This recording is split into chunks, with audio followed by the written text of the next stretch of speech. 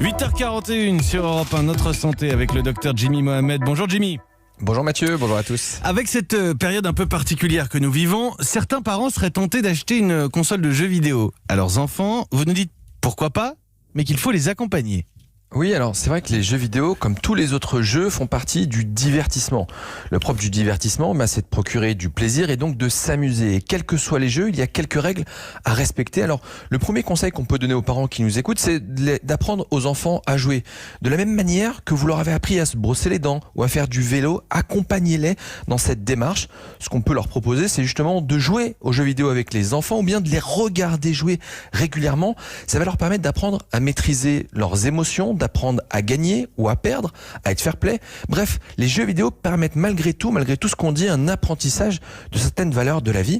Alors, il y a des règles malgré tout, comme je disais, à respecter, notamment celui de l'âge. Souvent, on se demande à partir de quel âge on peut proposer un jeu vidéo à un enfant. Alors, une règle toute simple, jamais avant 3 ans, pas d'écran d'une façon générale. Et certains experts poussent le curseur jusqu'à 6 ans et je vous conseille de respecter cette règle.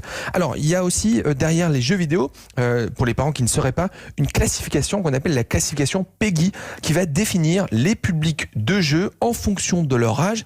Et puis, si jamais vous avez craqué, que vous avez acheté un ordinateur ou une console de jeu, je vous conseille plutôt de la mettre dans le salon que dans la chambre pour avoir notamment un meilleur contrôle. Oui, pour regarder un œil, effectivement. Comment est-ce qu'on gère cela avec un adolescent? Là, c'est forcément un petit peu plus compliqué, Jimmy. C'est vrai qu'à partir de 13 ans, l'enfant s'autonomise de plus en plus, y compris dans sa pratique des jeux vidéo. Et c'est un âge de transgression. Alors, il va falloir trouver un compromis entre l'autonomie et le contrôle. Être vigilant, ça ne veut pas dire avoir un contrôle strict. Gardez votre énergie pour des combats plus importants, en particulier si votre enfant a joué 1h15 au lieu d'1 heure, c'est peut-être pas dramatique.